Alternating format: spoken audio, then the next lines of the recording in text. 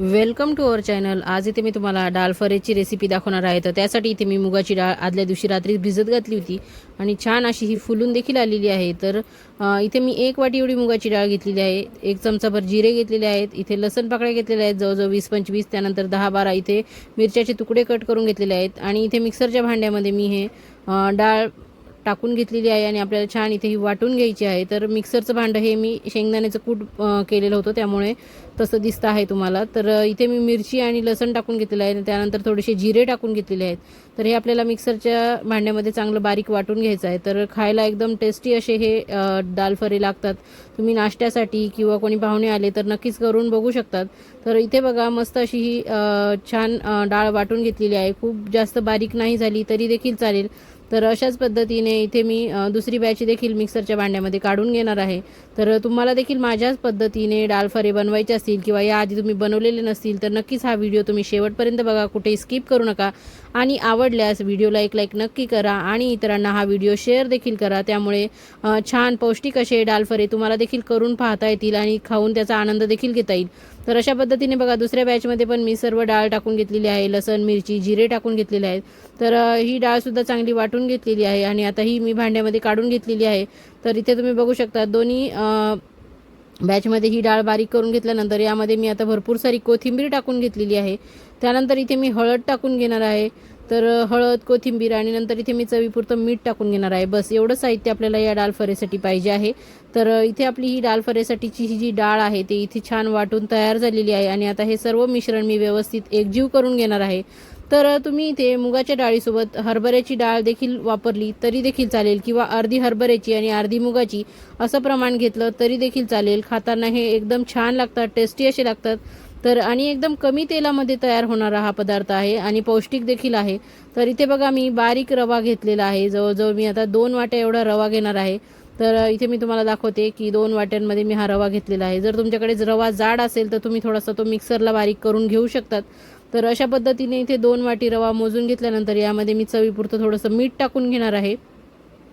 तर मीठ इथे टाकायचं आहे, कुठलाही मोहन वगैरे आपल्याला इथे टाकण्याची गरज नाही आहे। मीठ इथे टाकल्यानंतर हा जो रवा आहे आपल्याला हा गरम पाण्यामध्ये भिजवायचा आहे। तर पाणी याला काही जास्त लागत नाही भिजवायला। आधी थोडं पाणी टाकून याला छान असा घट्ट असा गोळा करून घ्यायचा आहे आणि खूप जास्त घट्ट नाही आणि खूप जास्त सैलसरही नाही, अशा पद्धतीने आपल्याला हा रवा गरम पाण्यामध्ये भिजवायचा आहे। आणि जर तुम्हाला गरम पाण्यात भिजवायचा नसेल तर तुम्ही म्हणजे एका वाटीला 1 वाटी असं प्रमाण घेऊन कढईमध्ये रवा टाकून घेऊ शकतात आणि तो छान त्यामध्ये शिजवून घेऊ शकतात। तर अशा पद्धतीने बघा ती देखील एक पद्धत आहे आणि ही देखील एक पद्धत आहे। तर इथे मी रवा गरम पाण्यात छान भिजून असा छान असा गोळा तयार करून घेतलेला आहे। तर हा गोळा आता आपण एक 10 ते 15 मिनिटं छान मुरू देणार आहे, म्हणजे रवा छान फुलून येईल आपला आणि त्यामुळे जे आपण डाळ फरे बनवणार आहे ते एकदम मस्त टेस्टी असे लागतील खायला। तर इथे बघा 10-15 मिनिटांनंतर आपला हा रवा छान इथे मुरलेला आहे। तर याच्यातलाच एक गोळा काढून मी घेणार आहे आणि ही सर्व म्हणजे सगळे काही हे काम करून घेत असताना मी गॅसवरती तोपर्यंत स्टीमरमध्ये पाणी उकळत ठेवलेलं आहे। तर इथे रव्याचा एक गोळा मी काढून घेतलेला आहे आणि त्याची आपण एकदम खूप जास्त जाड नाही आणि खूप जास्त पातळ नाही अशा प्रमाणात पोळी लाटून घेणार आहोत। तर इथे तुम्ही बघू शकतात की मस्त अशी रव्याची पोळी इथे मी लाटून घेत आहे।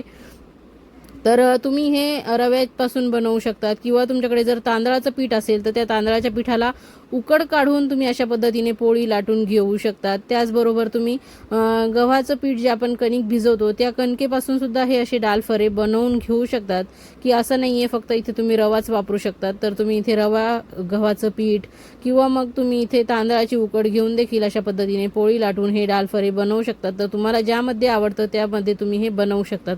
तर अशा पद्धतीने बघा इथे मी मस्त अशी पोळी लाटून घेतलेली आहे आणि गरम पाण्यामध्ये भिजवल्यामुळे रव्याला एक छान असं बाइंडिंग आलेलं आहे, त्यामुळे मस्त अशी ही पोळी लाटल्या जात आहे। तर इथे बघा मी आता वाटीनी छान अशा याच्या छोट्या छोट्या पुऱ्या करणार आहे। तुम्हाला यापेक्षा छोट्या पुऱ्या पाहिजे असतील तर तुम्ही छोटं भांडं किंवा छोटी वाटी घ्या याला छान अशा पुऱ्या कट करून घेण्यासाठी। तर इथे मी सर्व पुऱ्या कट करून घेणार आहे आणि बाजूचं जे एक्स्ट्राचं जे आपलं पीठ आहे किंवा जे रव्याच्या पोळीचं जे बाजूचं एक्स्ट्राचं जे आहे ते काढून घेणार आहे आणि या पुऱ्या यापासून मोकळ्या करून घेणार आहे। तर अशा पद्धतीने ही रेसिपी एकदम साधी सोपी आहे, काही जास्त तामझाम नाही, एकदम कमी साहित्यामध्ये आणि घरात अवेलेबल असलेल्या साहित्यामध्ये तयार होते आणि खाताना तर एकदम अप्रतिम अशी लागते. तर इथे बघा ह्या पुऱ्या आपल्या तयार झालेल्या आहेत. तर इथे मी तुम्हाला दाखवते की हे डाळ फ्राय कसे भरायचे आहेत. तर 1 चमचा एवढं हे डाळीचं मिश्रण यामध्ये टाकायचं आहे आणि याला दुसरी बाजू फक्त यावरती आपल्याला मुडपून घ्यायची आहे, दुमडून घ्यायची आहे. याला बिलकुल प्रेस करायचं नाही, काही नाही, फक्त दुसरी बाजू याच्यावरती अशी अल्लात टाकून घ्यायची आहे. तर तोपर्यंत बघा इथे मी आता स्टीमरमधलं पाणी उकळलं आहे. तर तिथे मी स्टीमर प्लेटला तेल ग्रीस करून घेत आहे आणि आता हे एक एक जे फरे आपण भरून घेतलेले आहेत ते या प्लेटवरती लावून घेणार आहे, म्हणजे तेल लावल्यामुळे ते खाली चिटकून बसणार नाहीत.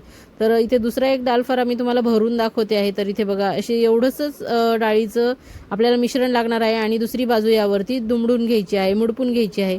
तर अशा पद्धतीने मी इथे सर्व डाळ फरे भरून घेतलेले आहेत आणि स्टीमर प्लेटवरती ठेवून घेतलेले आहेत. तर तुम्हाला मी दाखवते की माझे सर्व तयार झाल्यानंतर मी ती प्लेट छान वाफवण्यासाठी स्टीमरमध्ये ठेवणार आहे. हे बघा इतके मी तयार करून घेतलेले आहेत आधी आणि हे आता मी वाफवण्यासाठी ठेवणार आहे आणि तोपर्यंत मी दुसरे लाटून तयार करून ठेवणार आहे. तर स्टीमर प्लेट आपण या स्टीमरमध्ये ठेवून घेणार आहोत आणि यावरती झाकण ठेवून याला चांगली 10-15 मिनटं मस्त वाफ काढणार आहे. त्यामुळे आतली डाळ आणि आपलं जे रव्याचं मिश्रण आहे ते छान वाफाळून निघणार आहे, कुठेही कच्चं राहणार नाही. आणि जर तुम्हाला असंच खायचं असेल तर तुम्ही असं देखील खाऊ शकतात, पण अजून याची चव आपल्याला चांगली होण्यासाठी, छान अजून हे मस्त रुचकर लागण्यासाठी यामध्ये आपण थोडीशी फोडणी करणार आहोत आणि या फोडणीमध्ये हे फरे आपण छान परतून घेणार आहोत.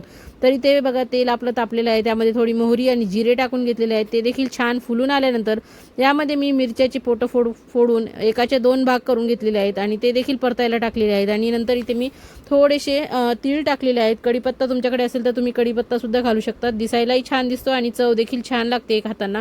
आणि या फोडणीमध्ये फक्त आपल्याला हे फरे खालीवरती असे करून थोडेसे 1-2 मिनटासाठी परतायचे आहेत. याला खूप जास्त आपल्याला तळायचं नाही आहे किंवा इथे खूप याला भाजू द्यायचं नाही आहे. फक्त या फोडणीमध्ये आपल्याला हे खालीवर करून नुसते 1-2 मिनटासाठी परतून घ्यायचे. तर अशा पद्धतीने हे डाळ फरे आपले तयार झालेले आहेत. तर यावरती मी कोथिंबीर टाकून घेणार आहे आणि कोथिंबीर टाकल्यावर पुन्हा एकदा याला चांगलं खालीवर करून परतून घेणार आहे.